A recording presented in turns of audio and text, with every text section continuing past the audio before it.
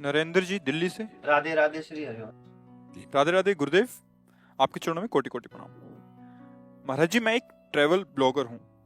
मतलब क्या होता है? महाराज जी ट्रैवल करते हैं और उसकी वीडियोस बनाते हैं और यूट्यूब आदि पे डालते होंगे जिससे लोगों को ज्ञान हो कि कहाँ जाना है और कैसे जाना है, ऐसा शायद। तथा मैं भारत के सभी तीर्थ स्थलों पर जाने का प्रयास कर रहा हूँ। इसी बीच अपने 34वें जन्म दिवस पर मैं कैंची धाम गया था। वहां से मैंने राम नाम जपना शुरू किया। राम नाम जपने के कारण मैं अपनी बुरी आदतें जैसे मदिरापान, मांस खाना आदि छोड़ चुका हूं और हर समय आपके प्रवचन सुनता हूं। लेकिन मेरा प्रश्न यह है कि चाहे मैं आपको सुनूं या किसी भी तीर्थ स्थल पर जाऊं, सिर्फ राम नाम का ही जप कर पाता हूं। तो ऐसा करके मैं आपका या अन्य देवी देवताओं का अनादर तो नहीं कर रहा? कृपया मार्गदर्शन। नहीं नहीं, रामे हमारी राधा किशोरी, माँ में माधव विराजमान है। राम राम बोलते हो तो आप राधा माधव ही बोलते हो, और राम राम बोलते हो ना तो जितने देवी देवता भगवत स्वरूप हैं वो सब आप पर प्रसन्न है।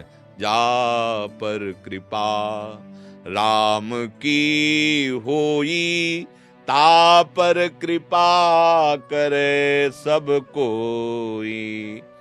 आप कौन वो कह रहे क्या? जब राम जी की कृपा तो सबकी कृपा है। जामवंत कहा सुनु रघुराया, जा पर नाथ करहु तुम दाया, ताहि सदा सदा सदा उसकी कुशल मंगल होगी।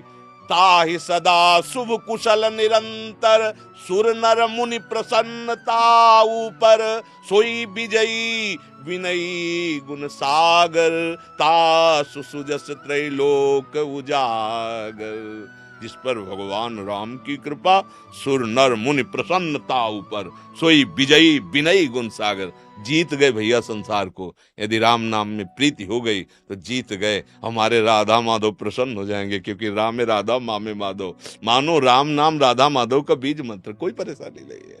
अरे जिधर देखो अपना प्यारा ही नजर आता है, और कोई और है ही नहीं तो नाराज काहे को होगा? है मूल में जल चढ़ा दिया तो डाल और टहनियां और पत्ते और फूल और फल सब में पहुंच गया। मूल भगवान है श्री हरि, वही राम है, वही कृष्ण है, उन्हीं को हरि कहते हैं, उन्हीं के विविध नाम है। कोई अंतराय नहीं, कोई अंतराय नहीं। ये तो जैसे दूध के विविध पदार्थ बनते ना, किसी को अधौटा पसंद है, किसी को खोया पसंद है, किसी को बर्फी, किसी को दूध वाली, किसी को पेड़ा, ऐसे मेरे हरि उपासना के ये सब स्वाद है ना।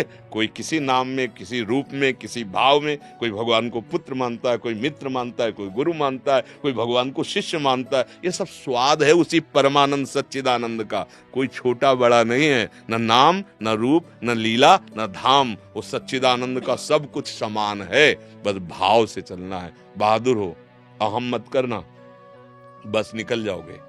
अहंकार मत करना कि मैं तीर्थ यात्रा करता हूं, मैं निरंतर नाम जप करता हूं। नहीं, आपके ऊपर कृपा है भगवान की, इसलिए आपको ये भाव आया है, इसलिए नाम आया है। बिना भगवत कृपा के आपकी जिह्वा पे नाम नहीं चल सकता। प्रभु ने अनुग्रह किया, आप पर कृपा की, इसलिए नाम चल रहा है, इसलिए आप संत संग में आते हैं, इसलिए आप तीर्थों में जाते हैं। दैन्य भाव रखना और नाम जपते रहना, खुद अनुभव में आ जाएगा। दो नहीं है भगवान, एक भगवान। पर इतने लाडले हैं कि जो जैसे भजता है, ये था माम प्रपद्यन्ते ता सतैव भजामि, वो वैसे ही प्यार करने लगते हैं। वैसे सच्ची मानिए आज भी आपके साथ जो हैं वही हैं। आप जिस रूप में देखना चाहते हो उस रूप में हैं। जिस दिन भगवान के रूप में देखना चाहोगे और चाह प्रबल हो जाएगी तो ये रूप गायब हो जाएंगे, केवल वही दिखाएंगे। जैसे गोपीजन कहती, जित देखो तित श्याममयी। जिधर मैं देखती हूँ मेरा श्याम सुंदर मुस्कुराता दिखाई देता है। बस समझ गए आप? कोई संशय? महाराज जी मैं पहले कभी भी नाम कुछ भी नहीं लेता था, फिर भी वो मेरा हमेशा ही साथ देते थे। मेरे को कभी लगा ही नहीं कि मैंने कुछ किया है। भागवत में एक प्रसंग आता है, पुरंजनोपाख्यान।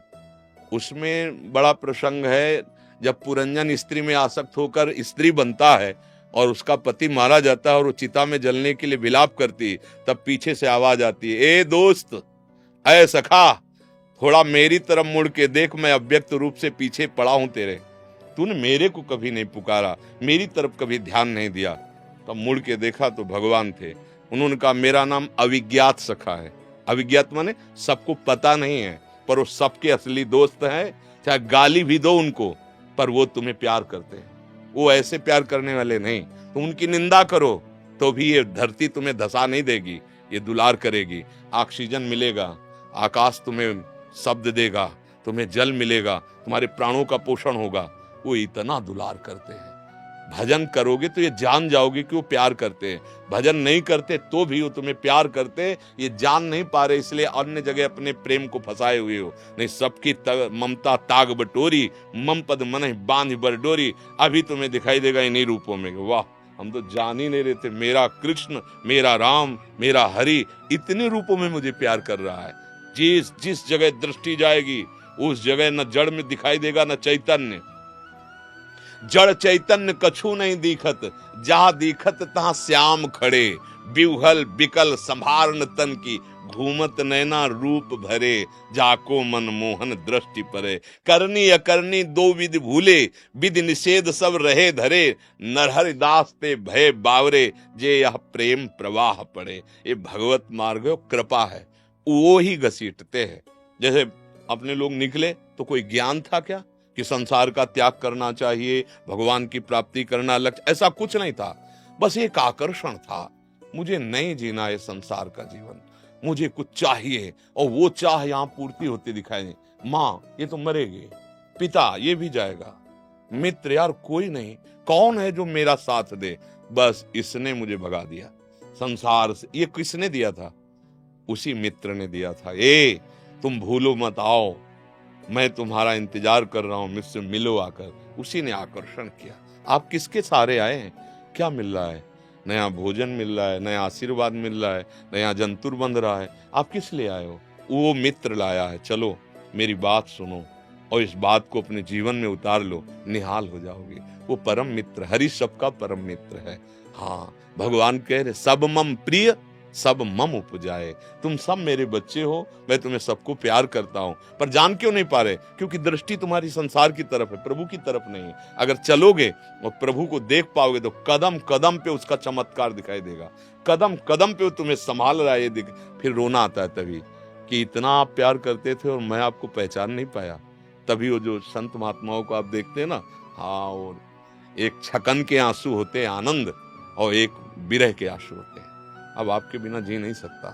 सच्ची वो है, वो कण कण में है सच्ची। जितना सुंदर उनका रूप है, जितना हम लोग बच्चे हैं उनके। भगवान के सौंदर्य के बिंदु से संपूर्ण त्रिभुवन सुंदरता फैली हुई है। भगवान कितने सुंदर, जिसकी रचना इतनी सुंदर है वो कितना सुंदर होगा। सोचो, हम उनके बच्चे हैं, अंश हैं। जब हम में इतना आत्मबल है तो वो जब हम उस महान पावर से जुड़ जाएंगे तो हम कितने बलवान हो जाएंगे। काम क्रोध लोभ मोह मद मत्सरी कोई परास्त नहीं कर पाएगा।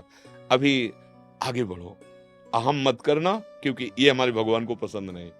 सुनहु राम कर सहज स्वभाव, जन अभिमान न राखे का। अगर अभिमान आ गया तो फिर घुटने पे आना पड़ेगा, फिर वो परास्त होना पड़ेगा। अगर ये रहा कि आपकी कृपा से शब्द यही निकले और मन में भी यही हो कि अगर वो ना चाहे तो हम एक श्वास नहीं ले सकते, भला ये कार्य कैसे कर सकते हैं, बढ़ जाओगे, उन्नति को प्राप्त हो जाओगे। ठीक है।